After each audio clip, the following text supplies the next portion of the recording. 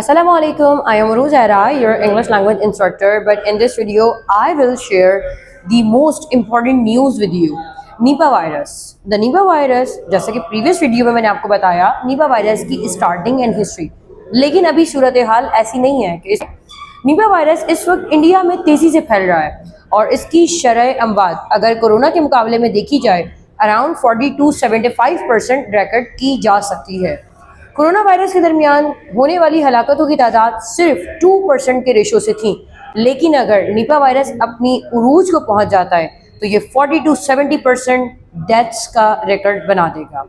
Nipah virus के कोई वाज़ेह तौर पर अलामात नहीं है और इब्तदाई मराहिल में ये एक नॉर्मल इन्फ्लुएंजा मालूम होता है, वही मामूल का सर दर्द, बुखार, उल्टी, लेकिन जैसे जैसे मरीज़ सेकेंडरी स्टेज में दाखिल होता है वैसे वैसे दिमाग की सोजिश यानी सूजन, ये सब चीज़ें जगह ले लेती हैं।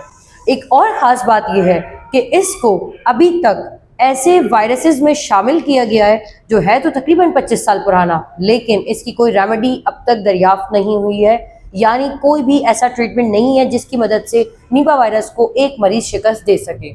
अभी 26 जनवरी 2026 यानी रीसेंट केस में यानी मगरबी बंगाल की तरफ एक केस आता है। ये केस एक नॉर्मल और मामूल का केस मालूम होता है, लेकिन इसकी संगीन अलामतें आहिस्ता आहिस्ता शिद्दत इख्तियार करने लगती हैं। ये केस आता है दो ख़वातीन में जो हेल्थ वर्कर हैं यानी नर्सेज हैं। नेशनल इंस्टीट्यूट ऑफ वायरोलॉजी ने इनकी इत्तला दी। तकरीबन 190 अफराद के मुतासर होने की इत्तलात आई थी, लेकिन जब उनके टेस्ट किए गए तो तकरीबन सबके नेगेटिव आए, सिर्फ इन दो के।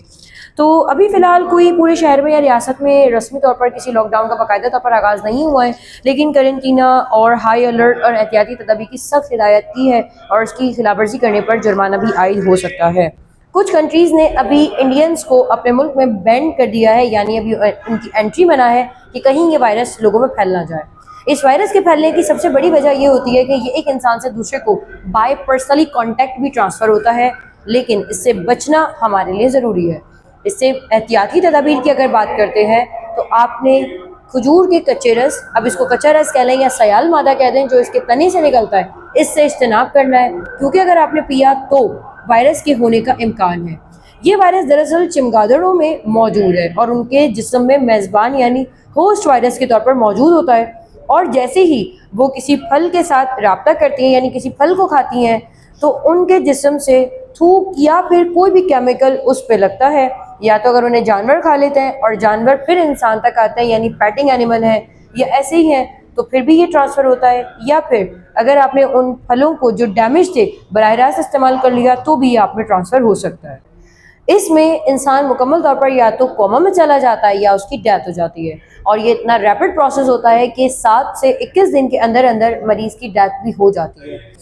तो WHO ने इसको ख़तरे को कम यानी यूँ करार दिया है, क्योंकि ये इतना ज़्यादा फैल कर लगने वाला नहीं है। बाकायदा तौर पर या तो आप मुतासरा इंसान से कांटेक्ट करेंगे तो, या फिर आप उन चीज़ों का इस्तेमाल करेंगे जिन्हें चमगादड़ ने खा लिया।